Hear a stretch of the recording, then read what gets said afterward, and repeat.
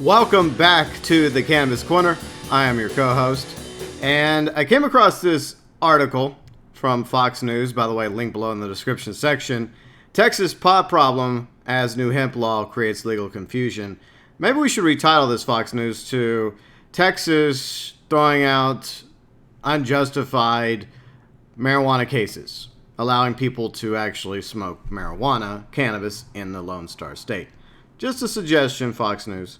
The term Texas smokehouse may be taken on a whole new meaning. A law enacted by the Lone Star State June 10th allows Texas farmers to grow hemp for a variety of purposes. I applaud Texas for passing that law, by the way. But in doing so, lawmakers may have inadvertently decriminalized cannabis, otherwise known as marijuana, even if they insist they didn't. Well, why not? I mean, you have plenty of other states out there following suit, legalizing it. Why not just do the same, Texas? I mean, this is my home state we're talking about. Let's see, House Bill 1325 was a response to President Trump's December 2018 Farm Bill. According to state lawmakers, the president's plan left it up to state lawmakers to create frameworks for regulating the sale and production of hemp and hemp byproducts in their respective localities. So how did a law concerning hemp inadvertently result in pod cases being thrown out in some Texas' biggest cities? Quote, well, it's kind of a wild west right now. Nobody really knows what the boundaries of the law are, Texas defense attorney Jason Camatis recently told Fox News. Here's an idea, just enhance the law to where it's just like make it official. We're no longer going to, arrest people and bring charges against people who choose to smoke marijuana or cannabis, weed. I mean, come on, Texas. See, failing to enforce marijuana laws cannot be blamed on the legislation that did not decriminalize marijuana in Texas. Well, it should be. Attorneys like Cannabis have seen cases against some of their clients dismissed entirely as a result of the new law. Hooray! Golf clap. See, and they're the lucky ones, he says, as people in other counties haven't. The problem, according to both experts, it's not a problem, experts and lawmakers who passed House Bill 1325, is a federal definition of both hemp and the more potent POW, marijuana.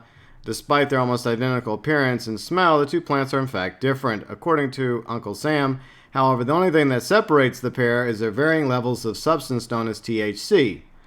THC is primarily known as a chemical that produces the intoxicating effects of marijuana, which make a person, quote-unquote, high, but THC can also be found in hemp at a much lower level. And that's something my dad talked about in numerous videos throughout the years.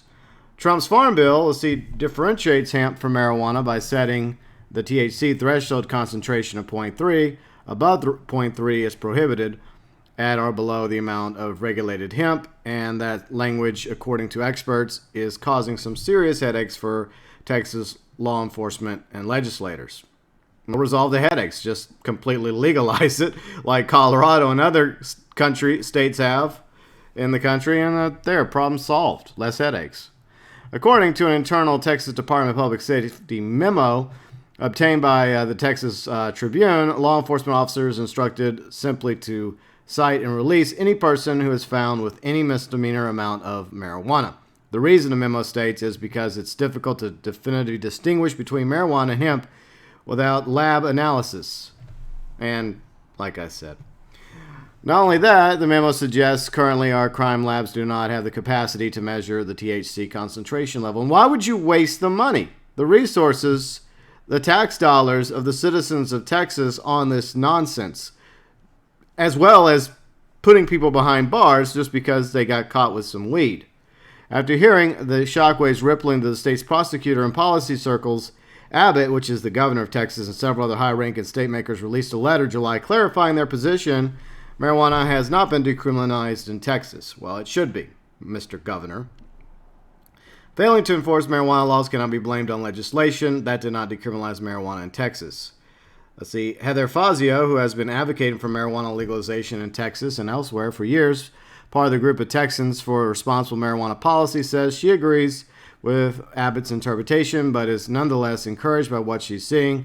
Quote, I find myself agreeing with the governor. This doesn't decriminalize statewide, Fazio said, noting that the hemp bill, as started at all, was supposed to be by members of both parties, and at this point wasn't lost on political watchers like the University of Texas at Austin political science professor Dr. Jim Henson, who says it also appears that despite the confusion, all parties seem to be winning in this scenario. Quote, "It's odd, but the fact is, it seems inadvertently provides plausible deniability to Republicans, and for Democrats in the state legislature, they got what they wanted and can move on." Let's see, quote, "This is a step forward towards sensible policies in Texas and far less fear of surrounding cannabis." Ensign added that the hemp issue seems to be reflecting a broader change in Texas politics that is getting harder and harder to ignore. You can see the hardcore people that are absolutely dead set against marijuana legalization in Texas is getting smaller and smaller, and exclusively located on the right end of the Republican Party, and I think that's part of the story here. And here's the thing. I believe that, like most people on both sides of the aisle, Republicans and Democrats, are pro-legalization. Now, obviously, there is a minority on the far right of the Republican Party that is against it, but at the same time, fortunately, it feels like more people are being educated, and states like Colorado and others are showing the positive benefits of legalization. And I think that it is only a matter of time before it is completely legal in the state of Texas. The bill itself was passed with the intention of spurring economic growth by not only allowing for the growing of hemp itself, but also regulating the production and sale of hemp-derived products like CBD, which is something I take actually, which have seen a surge in popularity and production. Let's see, Oz Millman, the co-founder of Green Herbal Care CBD outside of Austin, told Fox that a police officer on duty in uniform came in to ask about products for their personal use. Millman says the officer confirmed that as far as his department was concerned, the state has effectively legalized the possession of small amounts of marijuana, and the fact that a police officer came inside pretty much says it all. And here's the thing about law enforcement. Police have bigger fish to fry. There are actual real criminals out there committing real crimes that our law enforcement, our men and women in uniform, and our legal system and prison system should be focused on incarcerating, not men and women who choose to smoke and consume cannabis. As Cadams pointed out, not everyone in Texas is interpreting the new bill the same way. Some local prosecutions are pushing forward with cases against small-time offenders, and side release policies aren't in place for every law enforcement agency in the Lone Star State. But why? Why are you all still doing this? Why? Don't you see the change in the winds when it comes to this issue? The fact that more and more states, each passing election cycle, is decriminalizing and legalizing marijuana. Don't you see that it's becoming more and more acceptable for people to consume cannabis? Why don't you get that? You're on the wrong side of history on this issue. Still, business owners like Millman and advocates like Fazio believe progress has finally come to Texas on this issue, and they hope it's here to stay. Quote, "This is a step..." Okay, I already read that part. That was right here. So yes, I agree. It is definitely a step towards more sensible policies in Texas and less fear surrounding cannabis. And it is my sincere hope that Governor Abbott and the Republicans that are hell-bent against marijuana legalization won't try and pass or propose some sort of bill or amendment that's going to try and take things a step backward in the Lone Star State. Because I feel like right now there are more important issues going on in our country than this. And this is an important issue, obviously, but I think they're going the wrong way. They're trying to go against the river. And they should just accept the fact that more and more people are smoking cannabis and have been for decades, even when it was illegal. And the fact that more and more states are legalizing it and obviously benefiting financially and economically, Texas should look at that, especially in like the city of Austin.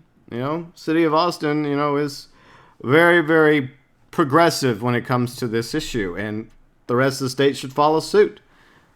And it's like my dad has pointed out in so many videos in the past, like there are far worse things that are legal. Like you can buy cigarettes, which cause lung cancer legally as long as you're 21. You can consume alcohol, which can damage your liver and other body parts like your kidneys. And that's one reason why I don't drink alcohol anymore. And once again, cigarettes is 18 in the U.S. and alcohol is 21. Okay, so I was wrong about that. But you can also other tobacco products like chewing tobacco, which can, cause health issues as well. And the list goes on, as most of you can tell. But at the same time, Texas, come on, just get with the program. legalize marijuana, allow people to open dispensaries and shops, and you're going to see even more economic growth, and law enforcement can focus on real criminals, and we can release men and women behind bars whose only crime was having some weed on them. But there is good news in California. I wanted to end it with a little bit of good news. I guess that's promising news, going on in Texas. But in California, in the Daily Mail, marijuana enthusiasts queued around blocks in America's first Cannabis Cafe Lowell Farms opens in Hollywood, offering $18 joints after backing by celebs Miley Cyrus, DJ Mark Ronson, and comedian Chris Rock. The 220-seat cafe has indoor and outdoor seating for customers to legally buy and smoke pre-rolled joints. Flower hosts, bud tenders help patrons pair food with strains of cannabis. No booze is sold because California state law prevents consuming pot and alcohol at the same time. So if you want to check out this article from the Daily Mail or the Fox News article, I got them both linked below in the description section. And this is honestly something I want to see more regular of. More stores opening, more shops, more businesses opening that promote people going in and consuming cannabis products. Now, the only thing I use is, like I mentioned, CBD oil. Well, CBD gummies. But at the same time, I'm not a fan of our president, and I wasn't a fan of the candidate that ran against him. I have a political channel. I also have a gaming channel. Some of you know that already. You can find it over in the About section of this channel. But I just don't understand why so many are just holding out over this issue. And the fact that his previous attorney general was so anti-marijuana legalization, I'm glad he's gone. But at the same time, it's just crazy that even though each year more and more people are accepting of the fact that marijuana is becoming legal in more and more states, and even before that, people were still smoking it. Just because you make something illegal doesn't stop people from consuming the product. It just makes it more dangerous. And the fact that it's legalized and regulated now in various states, and they're obviously benefiting from that, it should encourage other states to follow suit. And we have too many people in our prisons already, and all this is costing the taxpayers way too much money, from having laws on the books to go after people for smoking marijuana, to arresting them, to trying them, to putting them behind bars. It's just time for us to push forward and promote candidates running for all levels of office in 2020 that are pro-legalization at all levels of government, whether it's your local government, your state government, if you live in a state currently that does not have marijuana, cannabis, hemp legalized. You should definitely be considering candidates that are pro-legalization all across the board, especially at the federal government level. So a lot of people are churning up the election. They're getting their campaign war chest ready to go on all sides. And that's definitely something you should be asking your senators, your congressmen, your congresswomen, your presidential candidates, and find out which ones are pro more legalization than others. In fact, I'm planning on working on a video, maybe the next video on the channel, which will go over all the presidential candidates, including President Trump, who's currently still a presidential candidate, and see where they all stand on this issue. If you guys like that idea for a video, feel free and let me know, as well as your thoughts regarding what's happening in Texas with the hemp law, which is allowing cases to be thrown out. Do you think that Texas should do the right thing, obviously, and take it to the next level and just outright legalize it? Or do you think that there's going to be, sadly, some sort of backlash in the Lone Star State? Your thoughts, your views, and opinions, as always, welcome below in the comments section.